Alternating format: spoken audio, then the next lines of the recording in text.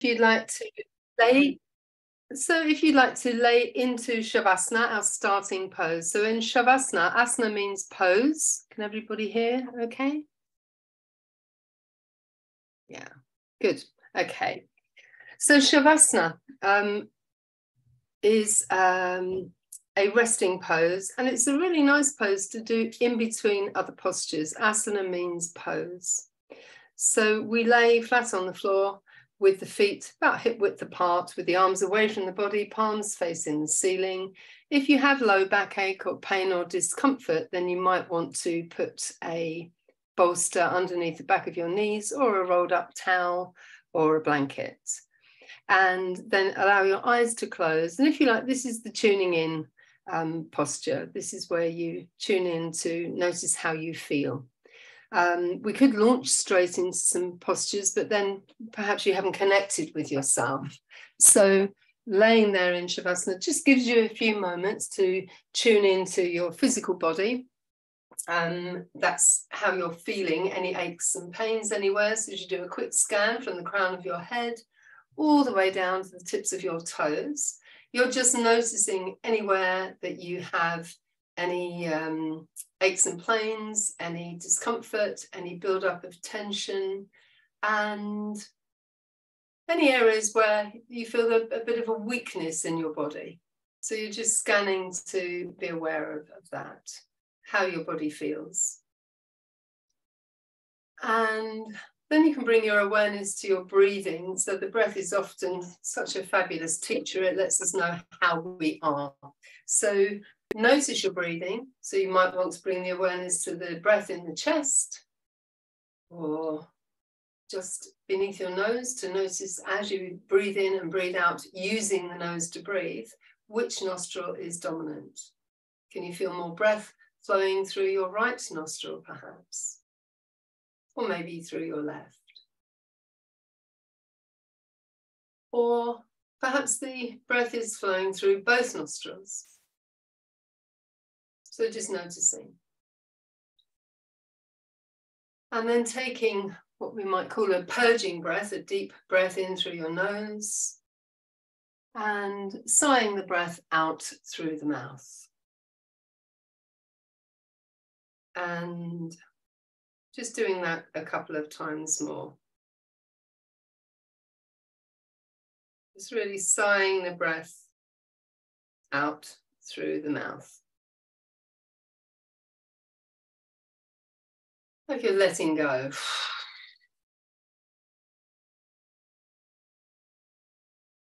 And then just notice the spaces. Notice the space between your neck and the floor.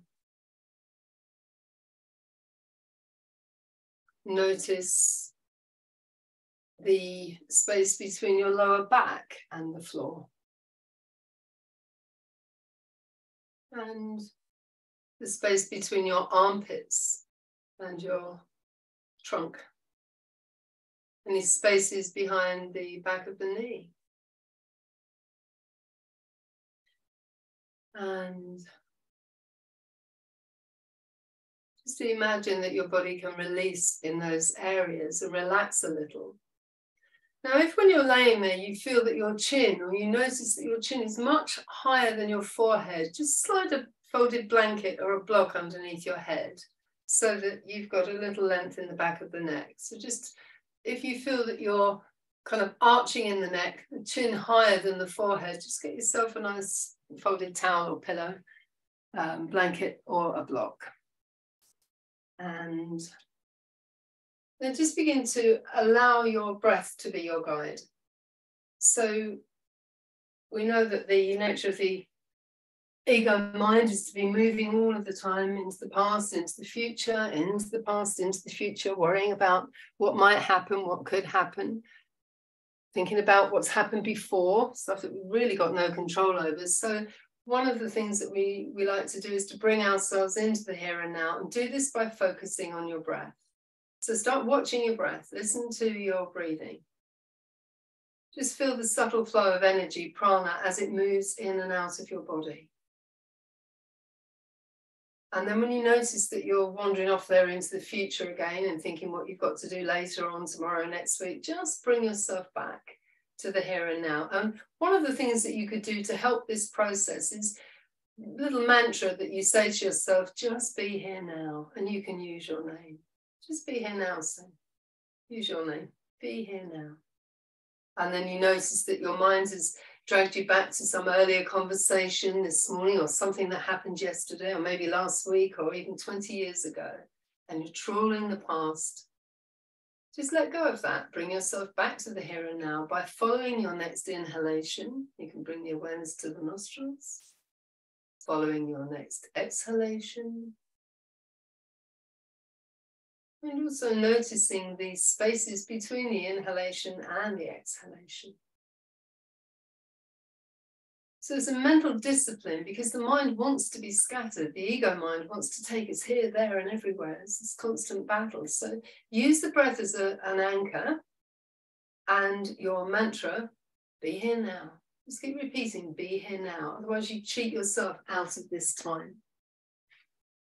So we're laying in Shavasana. And then just bring the feet a little closer together.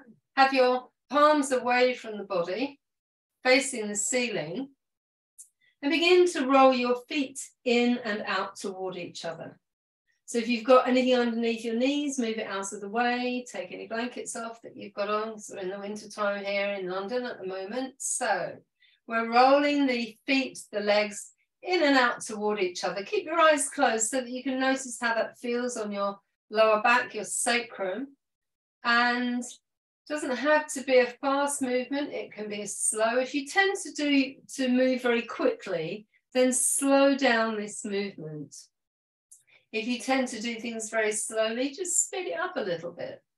And then begin to introduce the arms, the hands. So as the feet roll together, our palms face the ceiling. And when the feet roll apart, we roll the palms to the floor. As the feet roll together, roll the palms to the ceiling. As the feet roll apart, roll the palms to the floor. So getting this rhythm going where the arms and legs are doing different things from each other, embryonic pattern. And then we start to roll the head from side to side. Head rolling from side to side. I'm trying to think of that word that begins with P. So we learn this pattern in the womb. And it isn't palpitation. Okay, this is a nice way of rebalancing the dual energies within us. And also, because we're having to think about all these different things, it allows us to be a little more present in the here and now, and then rest in the center. Okay. And then just bending your knees and scoot your buttocks down towards your heels and bend the knees to your chest, one hand on each knee, gently rocking the knees towards you and away from you, towards you and away from you. So try to make these instructions really clear so that you can actually close your eyes a lot of the time through your yoga practice and develop that real sort of notion of sensing what's happening in various parts of your body. And also be more in the experience of yoga, which means unity, by being in your body rather than having to keep looking at the screen. So I always do my best to make these auditory instructions as clear as possible. And then just resting in the center and just a little side move from side to side. Knees just rolling from side to side and then roll over onto one side to come up to sitting. I just want to help release the psoas muscles, these deep core muscles, so that we can relax the lower back a little bit. And it's a good way for toning the waist, which I notice I need. So you're all going to suffer. So pull the flesh of the buttocks out so that you can feel your sit bones on the floor. Feet are hip width apart, so big hip width apart, sit bones on the floor. We've done this before. And apply your bandhas. Bandhas are locks, and Mula Bandha is the earth chakra. It comes from the word Muladhara, which is our earth chakra. It's situated between the perineum. So gently draw up the pelvic floor as if you're trying not to pee. Okay, and then draw your navel in towards your spine. So we have a soft spine, and that's the digestive system, sits in front of the spine. So kind of sucking gently in and upwards, and then rounding the back like a C shape. So the back is like a banana. And then we just start to move back, keeping this C shape. We must keep the toes on the floor. The minute the toes lift up, we've gone too far. So if you feel that your toes are about to lift up or you're shaking too much, just come forward a little. And then as you breathe out, just relax forward. And then just sitting up again, applying the bandhas, Mula Bandha, drawing the pelvic floor inward, and navel in towards the spine, rounding the back. Just take my arm out of the way so that you can see, rounding the back. And we just move back a little. Also chin toward the chest. So we're curving the back of the spine. We do a lot of work with the spine today, warming up the spine, energizing it. And then we lift and lift forward again on the out breath. We're just doing this 3 times. Just so that we connect with the bandhas, a bit of core strength, and that we're already starting to enliven the spine. So bandhas engaged, Mula Bandha, Uddiyana Bandha, and it goes in that order. We always apply Mula Bandha first, then Uddiyana Bandha. Rounding the back, we can bring the hands out in front in a kind of loose way with softened elbows. And we go back as far as we can, keeping the curve in the body as much as we can, applying the bandhas. But if the toes come off, we've gone too far. You might want to, or if you feel that you could lay all the way back without the feet coming off, you can do that. And if not, lifting up and sigh the breath out with a big ha. And then scoot your buttocks down to roll back down onto the floor again. And back into Shavasana. So feet hip width apart. And there should be less of a space between the floor and your lumbar spine, your lower back. So as you slide your hands there, the lower back should feel a little more released. The psoas muscles have, in the work that we've just done, released a little. So you might also feel a little easier in your hips as well. So we've been working with the bandhas, and we're going to continue that as we bring our feet hip width apart. Imagine you could have your heels in line with your sit bones as you bring the feet to the floor. And you do need to take your socks off for this. As I say, because it's winter time, it's cold, you know, to begin with, we can have socks on, but we need to engage with the feet. I'm a good one for attributing where it comes from to various teachers. I actually believe I invented this next one. So we're going to apply Mula Bandha, sucking the pelvic floor gently up and inward. You're not gripping. You've just got some sense of holding there. You're not allowing the energy to just splat out. So just drawing in the pelvic floor, navel down toward the spine. So we've got some core strength. Imagine everything squeezing into the midline of the body. Turn the palms to the floor, or you can hold the sides of your yoga mat as you begin to pitter-patter your feet on the floor. Lift the feet, completely lift them. Keep the navel drawn in, pelvic floor up, and just move the feet from side to side. Pitter-pattering the whole of the feet, backwards and forwards. And now up onto tiptoes. Now lift your toes and just pitter-patter the front pads of your feet. Keep those bandhas engaged, breathing into the lower lobes of the lungs. Now just roll to the outside edges of your feet like a karate chop. And keep the bandhas engaged. Breathe deeply into the lower lobes of the lungs as you just pitter-patter the horseshoe heel part of your foot now. Backwards and forwards, side to side. Now the whole foot again. Really lifting and stamping the feet. And then stop and slide your feet away from you. Close your eyes and bring the awareness to the lower legs, the ankles, and just feel a really soft, subtle, almost imperceptible wafting of energy that you've generated by contact with the earth, with your feet. Just feeling that energy wafting into the lower legs toward the knees, like a little tingling gentle pulsing sensation. Excellent. And then you're going to bend your knees again, feet hip width apart, just scoot the buttocks down again. You've got the feet hip width apart, and again, have the heels in line with your sit bones. And then bring your left elbow to be crooked, you know, like a kind of cactus position. So you're bending the left elbow and the right arm on the floor. And you can just slide your left leg away from you now. It can be reasonably passive. And just step the right heel a little closer to the right buttock. And spread your toes. And then press the whole of the right foot into the floor. I often use this metaphor of as if your foot is pressing into damp sand. Press the big toe, little toe, middle toe, the other toes, front pad, outside edge, inner edges of the feet, the horseshoe heel part of the foot. Just feel you're sort of lifting in that instep, in the inner arch, just lifting as if you can suction up earth energy. And notice how when you press that right foot firmly into the floor, your right hip just lifts a little and then relax down. So we're not lifting, we're not actively lifting the right hip. We are actively really planting the whole of the right foot firmly into the floor. And again, press that right foot firmly into the floor. Don't let the knees splay out.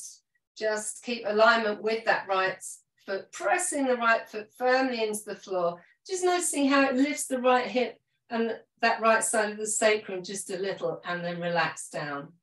And then bringing your left hand into a fist with the thumb on the outside. So looking up at the ceiling, close your eyes for a moment, bringing the left hand into a fist with the thumb on the outside. Now you can open your eyes, have a soft gaze, and again, really plant that right foot firmly into the floor. And as you do so, turn your head to look at your left fist. Pressing that right foot into the floor, looking at the left fist, and then turning the head back to center as you relax back down. Pressing the right foot firmly into the floor as you turn your head to look at your left wrist. You'll feel that that right hip just lifting slightly, but as you bring the head back to the center, everything relaxes down. So I want you to have the idea that we're only focusing on planting that right foot firmly. One more time. So kind of let the hip follow along. So press the right foot, feel the inside edges of the feet, outside edges as you press that right foot firmly down, turning your gaze to look at your left fist and noticing that right hip might come along for the ride, but we're not actively doing anything with it. And as we bring the head back to the center, relaxing down. Excellent. And then change. As you slide your left foot forward, slide your right leg away from you and bringing your right hand into the cactus position, so it's kind of bent at the elbow, and bringing that right hand loosely into a fist. So we have the left foot in line with the left sit bone, and the same thing, just start to really press your left foot into the floor. As you press the left foot into the floor, notice the weaker areas. So as you're pressing in, is your big toe fully engaged? Is the little toe engaged? How about the outside edges and the inside of the horseshoe heel part of your foot? And then relax down. So we're just pressing the foot in at the moment. And again, so you're looking ahead of you, your head is still, and you're just really working this left foot firmly, as if you're really planting that left foot firmly down. And you notice that that left hip does lift slightly, left side of the sacrum lifts, but that's not what we're working to do. We're working to plant this left foot and then relax down. And final time, as we plant this left foot down, really feel the pads of the toes, front pad of the feet, inside edges of the foot, outside edges, horseshoe heel part, pressing in firmly, suction up with that inner arch, lifting that up as if you can draw up earth energy, and then turn your head to look at your fist, your right fist, And as you turn the head back, relaxing down. So very small micro movements, but actually requiring quite a lot of energy and reorganizing information in the body, rebalancing our left and right side and these bilateral movements. So again, press this left foot firmly into the floor, every pass of that foot, as you roll your head to gaze at the right hand, and then roll the head back as you relax down. One final time on this side, pressing that left foot firmly into the floor, turning the head to look at the fist, and then relaxing down. Well done. And then stretch the left leg away from you, and bring the ankles together. Inhale, taking the arms up and over the head. If there isn't room, cross your wrists, or take hold of an elbow each, and just enjoy a nice full body stretch. And if your front ribs are lifting up, just draw them back toward the ground and then release the arms down beside you. Breathe in through the nose. As you breathe out through the mouth, really sigh the breath out with a really whoosh the breath out. Now we're bending the knees to the chest and you're hooking your right ankle over your left ankle. As you hook your right ankle over your left ankle, you're wrapping your arms around your shins and squeezing everything into a tight ball, breathing in through the nose. As you breathe out through the mouth, bring your forehead to your knees, your chin to your chest. And hold there as if you're squeezed into the tiniest ball, and then exhale. Slowly unfold, head down to the ground. And unhook your feet to release the grip on your legs and step your left foot over your left ankle over your right ankle. Squeezing the knees down toward the chest. Nice deep inhalation through the nose. Notice which nostril is dominant. And as you exhale through the mouth, you're bringing the chin to the chest, the forehead toward the knees. Completely exhale, squeezing yourself into the tightest ball. Excellent. And then gently unfold, releasing the tension a little as you gently roll from side to side. You can just slide your hands down to rest on your abdomen and just walk the knees a little further away from you so you can feel that you're really rolling across the sacrum. And as your knees go to the right, think about sucking your abdominal contents to the left. As the knees go to the left, sucking the abdominal contents to the right. So we've always got this equal and opposite theme in our yoga practice, our yin and yang, our Ida and Pingala, up and down, moon, sun, masculine, feminine, sucking those abdominal contents to the opposite side of the knees. And you can add the head, so the head also rolls in the opposite direction to the knees. So just contacting the abdominal area, Manipura chakra, the navel center, starting to strengthen it, give ourselves some additional willpower, and then rest in the center and bring the feet flat to the floor. And take a deep breath in through the nose and whoosh the breath out through the mouth.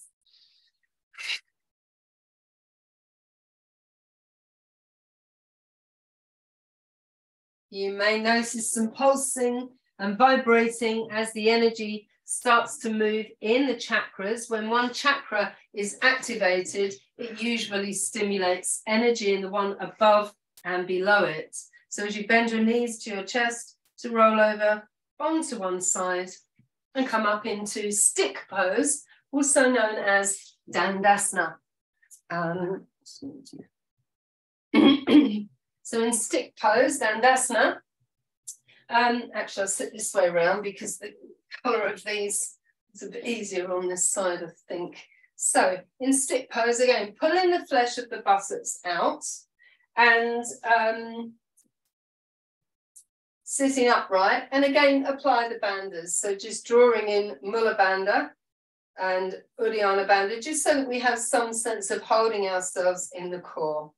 And then we're going to do the crane breath, because we want to have a feeling of fluidity in the spine. And in the crane breath, we look up slightly. We're not taking the head back. We don't want to do that. We don't want to start crunching the cervical spine, but we do gaze up, leading with the chin as we come forward, breathing in and out as we come forward. You can bring the hands either side of your legs, resting the fingertips on the mat.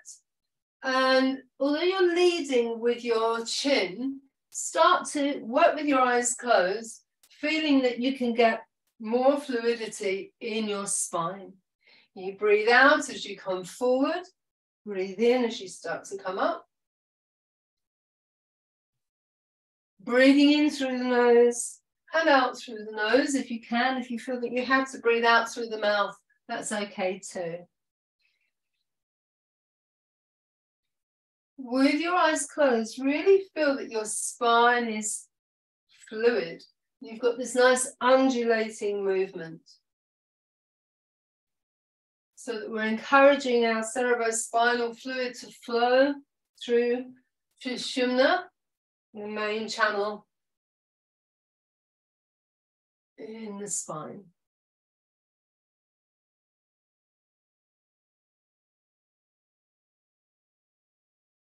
Just use the power of your mind to imagine your spine more fluid than it's feeling. Think about the thoracic spine, think about the lumbar spine, and then rest. And then we're going to come back to our starting position. If your knees don't sit comfortably on the floor, you can always roll a towel up underneath the back of the knees. And then this breath is the turtle breath, the breath of longevity, because turtles live a long life. And this time we lead with the chin downwards. So breathing in as we come down. Sorry, breathing out as we come down. Breathing in as we come up. As if you're folding down through the front of your spine. You often do this standing up as well.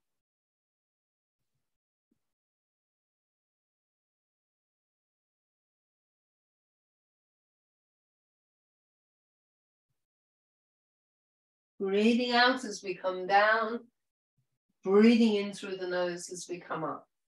And again, just use the power of your imagination. You could take your awareness to Ajna chakra, the point between the eyebrows, a little above our psychic center of psychic wisdom and awareness.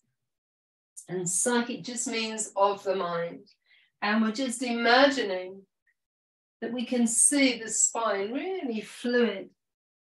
Lots of fluidity, space between the vertebrae and the discs just being kind of squeezed and released, squeezed and released.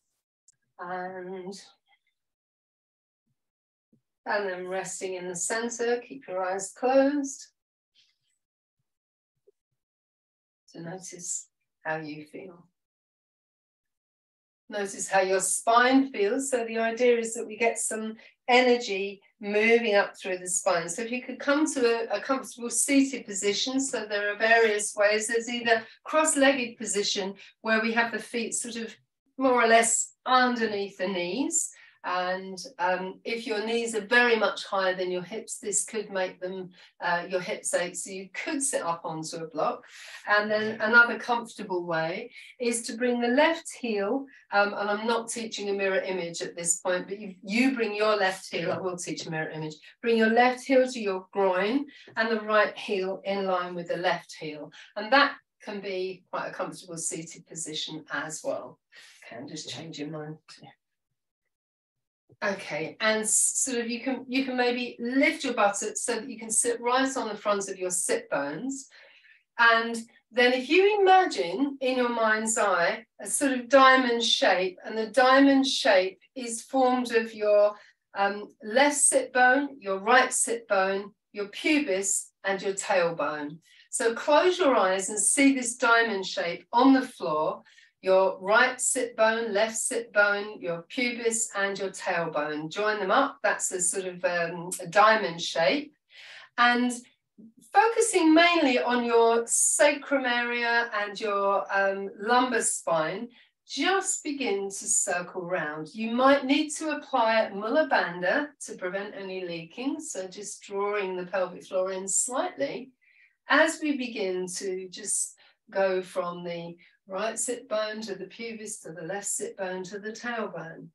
Right sit bone, pubis, left sit bone, tailbone. And now just make it a more smooth kind of circular motion, as if there's a circle within that diamond shape. And your lumbar spine and your sacrum is like a spoon, and you're now stirring the mixture. So we're circling around to stir up the energy in our pelvic bowl. You can think of the pelvic bowl as just a bowl of warm orange liquid, like a jelly that's possibly, we're going to not let it set. We're going to make the jelly fluid. And so we're stirring, stirring, stirring. Actually, it's not a very good analogy, is it, the jelly? Okay, just see this pelvic bowl full of water, and we're stirring the mixture. Circle back in the opposite direction now. You're not leading with your shoulders, you're not leading with your chin, not even involving the thoracic spine. Your whole focus is on the lumbar and the sacral area. Just stirring the mixture, keeping this area nice and warm to bring the warmth to the kidneys, so the kidneys stay nice and warm, and our life force and energy can be encouraged to flow up the spine as we circle round. Excellent. Rest in the center, sitting upright, and just bring the awareness back to the pelvic bowl.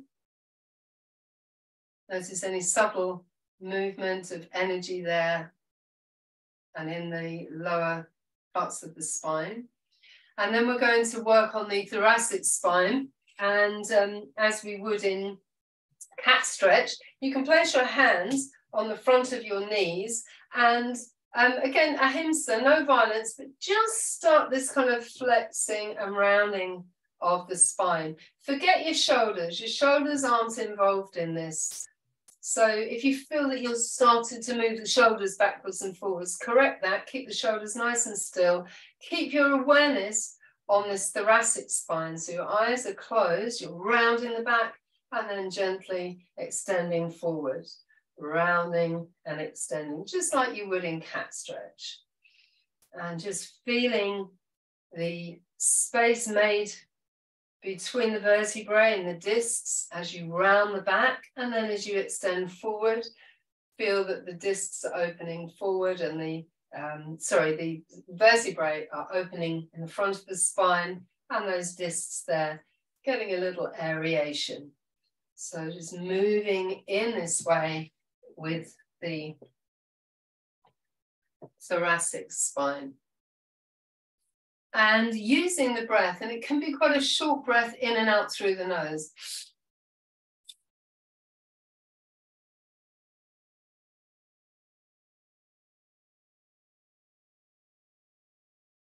And then rest in the center.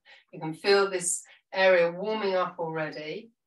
And then the final one, which requires a little bit of use of the bandhas again, so drawing in the pelvic floor, navel in toward the spine, and we're bringing the arms out at shoulder height, keeping the elbows up at shoulder height. Apply Gayana Mudra, bring your index finger and thumb to rest lightly against each other with the other three fingers upright. I'm not teaching a mirror image with this, but I will. We turn the head and breathe into the left and breathe out as we go to the right.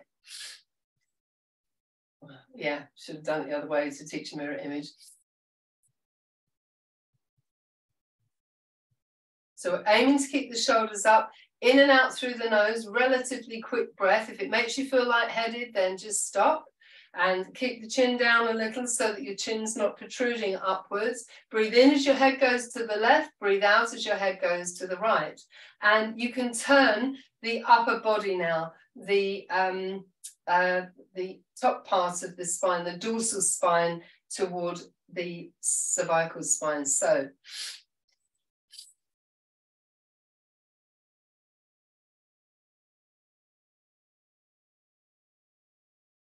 So twisting the upper body. In and out, sharp breath, in through the nose, out through the nose, keeping the elbows upright. And it takes a bit of discipline. You can keep your banders engaged, keep the soft spine close to the spine.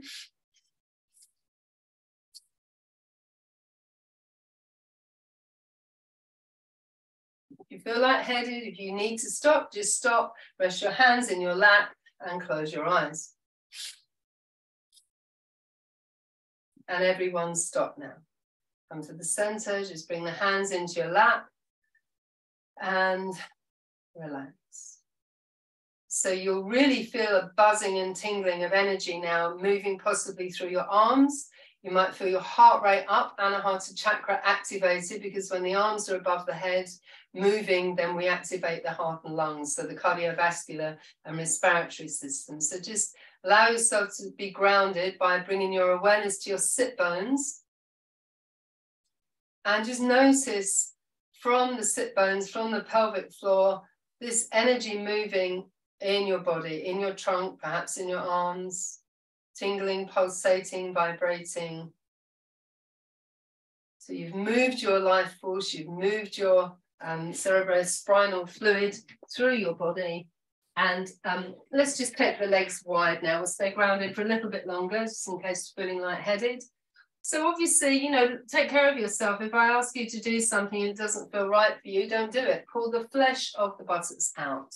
You can feel your sit bones. And again, by now, you're automatically just applying your banders loosely. So we're going to have a nice groin stretch by reaching the hands forward. And as far forward as we can go, we can already feel that stretch. So we're just drawing in Mula Bandha.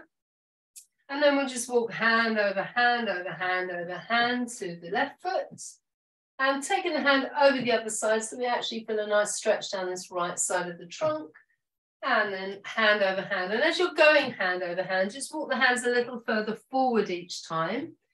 And over to the other side of the right foot, so that we can feel a little stretch down the left side of the trunk. And then just keep working in this way. And each time you're walking the hand over hand and just staying on the outer side of the foot for a moment, you can just take the hands that bit further forward to deepen that nice stretch in the yin channels toward the urinary bladder.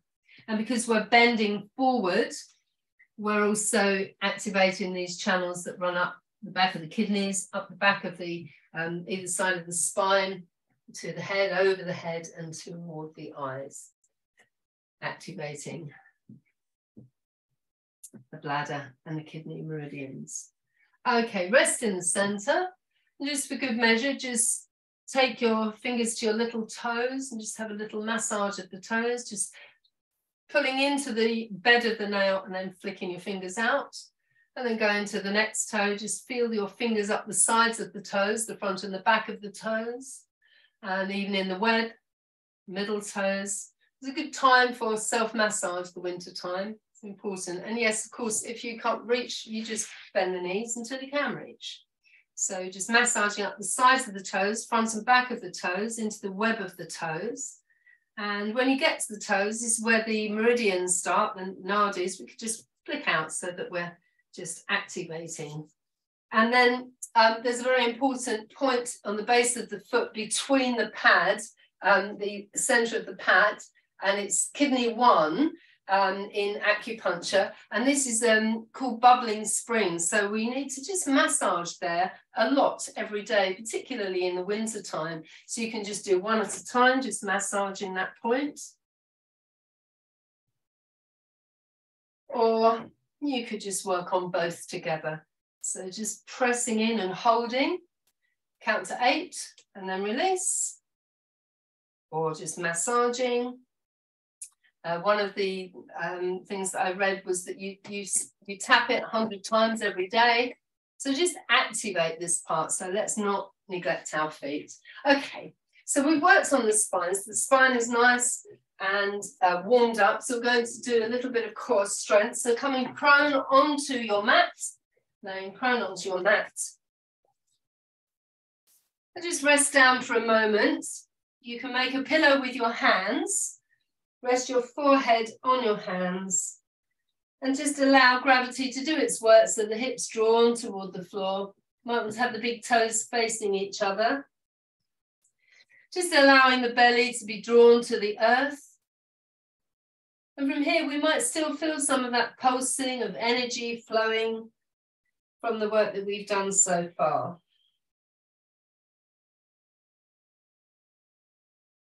And then just tucking the toes under, lifting the legs from the floor slightly. We're just going to bend the knees and just have the wind wipers. So just allowing the lower legs to move from side to side. Remember to take care of your knees. If for any reason your knees don't like this, please don't do it. If you've got any pain or discomfort in the knees at all, don't do it. So just rolling from side to side, just feeling the movement from one hip to the other across the abdominal area. And then rest in the center. And really go mindfully here with your awareness on your knees as you circle the feet, the lower legs. Again, if there's any discomfort, any pain, don't do it. Resting the forehead on the hands. Nice and slow. If you're moving too quickly, you're not aware of what you're doing. Circle the feet round in the opposite direction.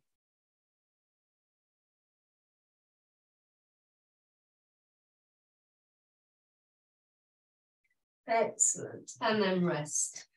And come onto your forearms into the Sphinx position. I just wanted to tuck my top in so that you can see this more clearly. So in the Sphinx position, we've got the elbows just in front of the shoulders. Spread the fingertips. And we're just going to lengthen up for a moment from the pubis to the navel. From the navel to the heart. Just imagine that we could slide the shoulder blades away from us and lengthen from the heart to the throat. And just take the gaze forward, but think about lengthening out through the crown of the head so that we're not crunching the neck backwards. Okay, so nice lifting up through the front of the body, and now relax everything. Just relax down. Allow your ribs to rest toward the floor. Again, the big toes can be kind of facing each other perhaps. Spreading the fingers, drawing the forearms to the floor. We're just going to pull the bottom ribs away from the floor. As we pull the bottom ribs away from the floor, we're thinking about lengthening through the crown of the head. And we can count to 8. And then slowly, gently release those bottom ribs back to the floor. So we'll do that one more time. Inhaling, and as we exhale, pull the bottom ribs away from the floor, pulling the bottom ribs toward the back, and lengthening through the crown of the head, bit of space behind the neck, pressing the fingers into the floor, and relax down. So that might be where you want to work to today. And you can continue to repeat that or come to the next stage. So the next stage being that we inhale, pull the ribs away from the floor, but we also lift the hips from the floor. So now the weight is on the knees. So as we pull the ribs away from the floor, the hips away from the floor, we need to apply our bandhas, Mula Bandha, Uddiyana Bandha, and squeeze everything into the midline of the body. Lengthen through the crown of the head and slowly, gently lower down and relax. If you need to adjust yourself, if you think, oh, my arm doesn't feel right, then of course do that. You know, I'm giving you instruction, but you need to be in your body feeling what's happening, and it needs to feel right for you as well. We do work through an element of discomfort, but not through pain. Breathing in, just gently on the out breath, pulling the ribs away from the floor. You can stay there if you want. You can lift the hips now, so you're onto the knees. Pushing the palms of the hands, fingertips into the floor. Mula Bandha, Uddiyana Bandha, lengthen through the crown of the head. Lengthen the tailbone away from you. Slowly, gently lower down. So you can work at that stage, or we can take a little bit of the pressure off as we lift up again, inhaling. On the exhale, lift the ribs away from the floor, lift the hips away from the floor, and tuck the toes under. So this helps us a little bit, keep the position. Pushing the hands into the floor, applying the banders, takes a bit of the pressure off of the knees, nice straight spine, and then relax down. So any of those stages, fine to work in. And then the final stage, which is plank pose. So keeping the toes tucked under, breathing in. On the out breath, pulling the ribs away from the floor, pulling the hips away from the floor, and lifting the knees from the floor, rolling the heels back away from you, long length through the crown, Mula Bandha, Uddiyana Bandha, nice core strength, squeezing everything into the midline of the body, rolling the heels away from us, gently lowering the knees to the floor, lower the hips to the floor. And let's just relax down, turning the head to one side for a moment. Breathing in through the nose and hold the breath out through the mouth.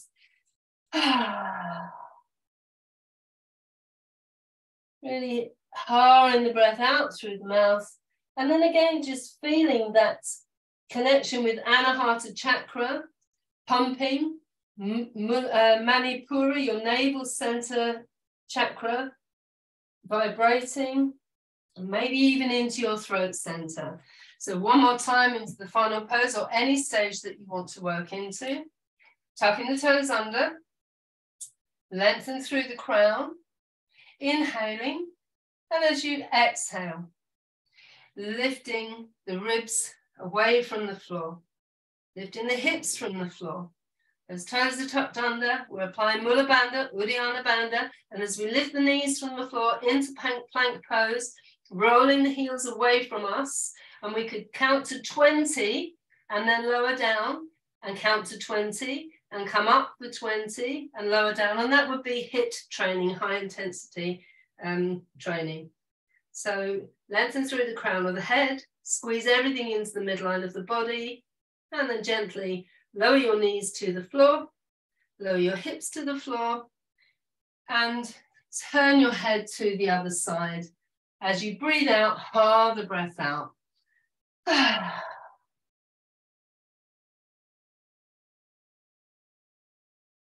So you may feel a stronger pulsing in your heart center, in your throat, slightly harder than the subtle flowing of prana through some of the smaller networks of nadis and meridians. So coming up onto all fours and just rounding the back into extended child pose, bringing the forehead to the floor. So really going slowly. You might first have your knees apart, bringing the forehead toward the floor. And lengthen your out breath, breathing out through your lower back. Imagine you could breathe out through the lower back here. And then walking your hands together in Anjali Mudra, prayer position. Bending the elbows, draw the thumbs toward the nape of the neck. Or in fact, toward the junction of the thoracic spine and the cervical spine, C7. See if you can take the thumbs back there. So you get this nice length from your armpit all the way down to the elbow, stretching out that tricep. And also widening the shoulder blades. Excellent.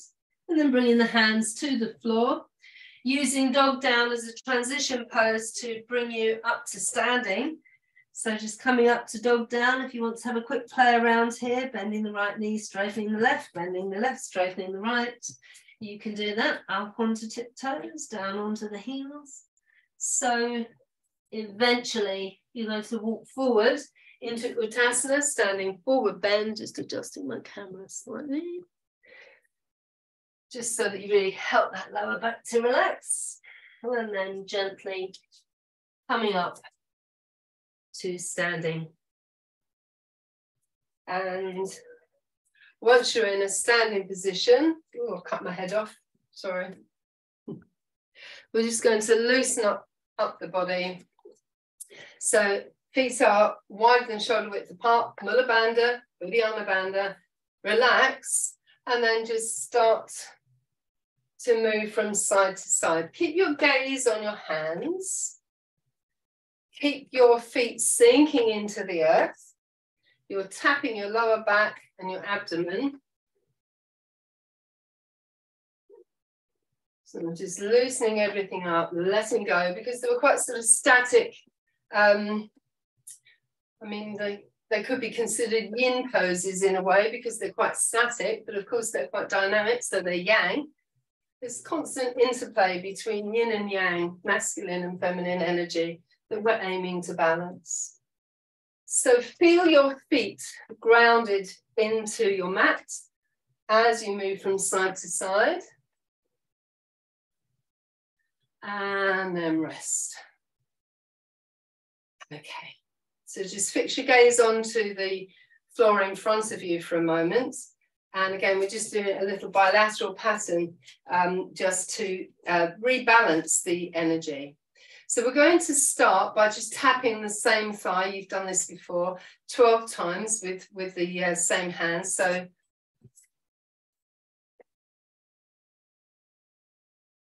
4, 5, you might be on 4, 7, 8, 9, 10, 11, 12. So make sure you've done 12 and then just stand and brush your hands together. And then we'll do opposite hand to opposite thigh 12 times. 2,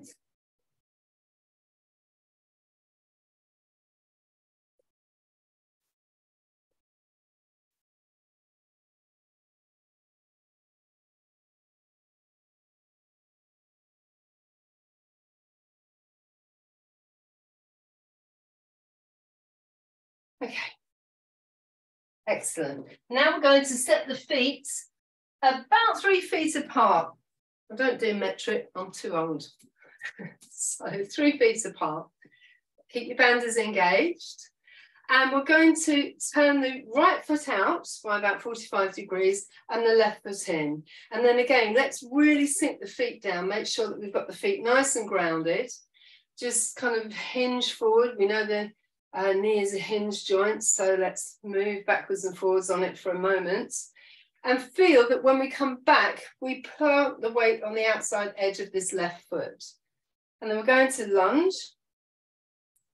And as we lunge, we're going to rest this right forearm with the palm facing the ceiling. And just drop this hand behind you, palm facing the wall behind you. See if you can reach round to touch your right thigh, so that it's pulling your left shoulder back by your bandas. Stay grounded in your feet, outside edge of the back foot, inside edge of the back foot. Are you sinking into the front heel? And slowly come up. Excellent. And again, just hinging forwards and backwards, feeling the weight passing into the front and the back of the feet and back into the lunge, back into the starting position, this time bringing the left arm up, apply your bandas. So the palm is facing the ceiling. Can you be in your feet? Feel that you can just relax into the earth. Let the earth hold you. Inhale, as you exhale, come up. Wonderful. This time, as we sink down, we'll hinge forwards and backwards again, just to use the hinge joint of the knee. And then we're bringing the hands into warrior pose. Look along the middle finger of the right hand. And then as we lunge down, back into that starting position, this time we're taking the left arm right the way over the head. Sink into the feet. Mula Bandha, Uddiyana Bandha. Excellent. Coming up. Facing the front. Turning the right foot in by about 45 degrees. Left foot out by 90 degrees. And just lunging. Using the hinge joint. And as we're doing this, we're spreading the weight over the feet. Can you feel the weight going into the outside edge of your back foot? Okay.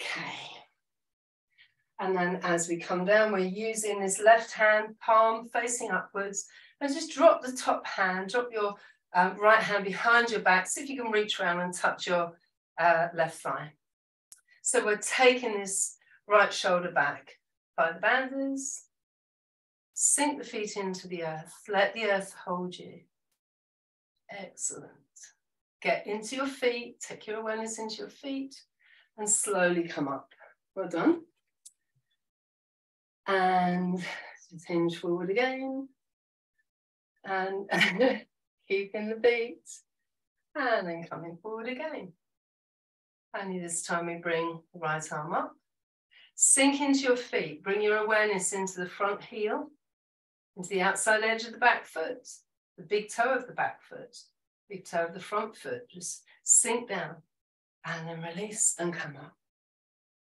Bring the hands out to shoulder height, lunging into that front knee. Look along the middle finger of your left hand. Feel the weight in the back foot, outside edge.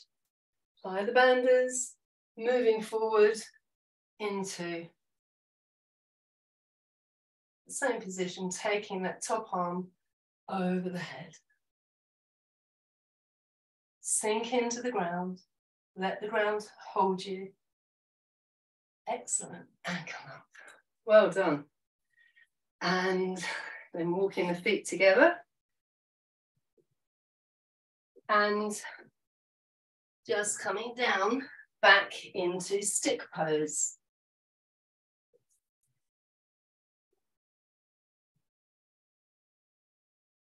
So as you sit up in stick pose, getting really aware of Anahata chakra, the heart rate's increased, energy around the navel center. And we're just going to finish with a twist. So lift and lengthen, taking the left hand behind your back, bring the right hand to the outside of your left thigh. Your sit bones grounded and facing forward, your hips facing forwards, upper body just twisting. And breathe. Breathe into this front left hip, front left rib cage. Breathe into the back of the right rib cage. And then come forward. And step your right foot over your left leg. In an ideal world, the toes of your right foot will be in line with your left knee. So you can pull the flesh of the buttocks out a bit more to make sure you're on the front of your sit bones. Use this right knee as a lever to hold yourself upright, and taking the left hand behind your back onto spider fingers. Lift up, just allow your midriff to come through. Oh no, other way around, sorry, it's the other way around. You're bringing your right hand behind your back.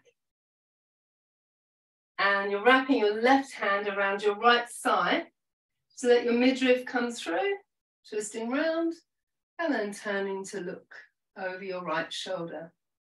Just extend the heel of the left leg, just lifting up slightly, pressing the fingertips into the floor, and breathe. Breathing into the front of the right rib cage, back of the left rib cage, and slowly release and unfold. Lifting the flesh of the buttocks out, and taking your right hand behind your back. Right hand behind your back and your left hand to the outside of your right leg, and turning to look over the shoulder, over your right shoulder. And then just look forward and just see if your right leg has shortened. So try and lengthen your right leg and come back to the center. Pull the flesh of the buttocks out. And this time we're stepping the left foot over the right leg. You can bring the toes in line with the knee, great. If not, no problem. Aim to keep this big toe down. Pull the flesh of the buttocks out a little. Extending the heel of the right leg. Sitting upright, hanging on to the bent knee for support. We're taking the left hand behind the back onto spider fingers, roughly in line with the spine. I'm wrapping the right arm around the left thigh. Just allow the tummy, the midriff to come through. Focus on your sit bones. Grounding into the floor, hips facing forwards, and as you turn your upper body, you're looking to the left shoulder. You might even relax the hand down now, the left hand. Those twisting poses really help with issues like constipation, help to tone the waist, which I'm working on, and then just gently unfold. Excellent. Well done. So spine has bent forwards, backwards, sideways, and twisted. So laying back now into Shavasana. Just get there as quickly as you can. We won't be here for very long. And as you lay into Shavasana with the palms facing the ceiling, feet hip width apart, notice how you feel. If your lower back is really very uncomfortable, you can always bend your knees, have your feet hip width apart, and allow the knees to rest against each other. But if you can, just breathe into your lower back if there's a discomfort there, and tell your lower back to relax. It's holding on to some old program, some old memory. So remaining completely still, just notice how much energy there is streaming through these pathways, the meridians, the nadis in the body. Prana, ki, chi, energy and life force moving through the chakras, spinning, fanning energy into these nadis. So the spine should feel nicely warmed up, kidneys nice and warmed. And now just completely yield and relax, nothing more to do. Totally move into yin, even though there's plenty of yang taking place within the body. Let go now. Notice anywhere where you're holding on or holding back, and give that part of your body permission to relax.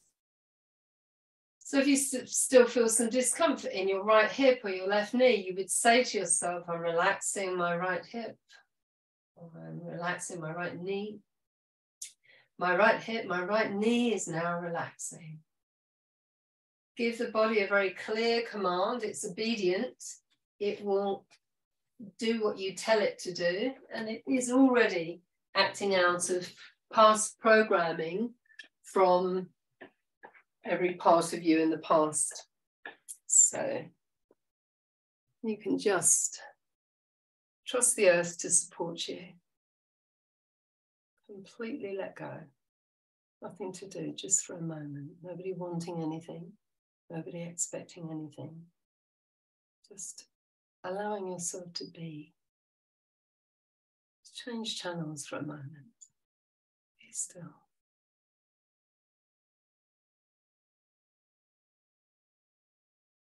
Sometimes we can be afraid of being still for what might arise. And emotions do arise in our yoga practice. And it's fine for them to surface. In yoga, we just notice the emotions. We know that they're passing. Nothing stays the same. So we allow it. We've made space. If we need to shed a tear, that's fine. And we don't have to analyze it. We just know it's like a cloud passing from the sky. Don't have to get too involved in it. So as you gently begin to move your fingers and your toes, and very gently bend your knees to your chest. Give yourself a loving hug, wrapping your arms around yourself, most special person, and roll from side to side. And as you're rolling from side to side, say to yourself mentally and silently, I love you. Use your name. I really love you. And then repeat that. I love you. Use your name. I really love you. Keeping that loving hug with you as you roll over onto your right side, coming into a comfortable seated position, bringing the hands into Anjali Mudra, the prayer position, with the thumbs resting on the heart center. Bow your head, remembering your own inner guru, your breath, your teacher, your wisdom from your heart. And as you lift your head, rub your hands together, creating lots of warmth between the palms, many chakras in the palms, and then cupping the palms close to your eyes. Don't touch your eyes with them, just close to your eyes. Feel that warmth. Gently open your eyes and imagine your eyes could breathe, and imagine they're breathing in this loving light. And separating your fingers, bringing the hands back into Anjali Mudra. Om Shanti, peace be with you. Just turning off the recording.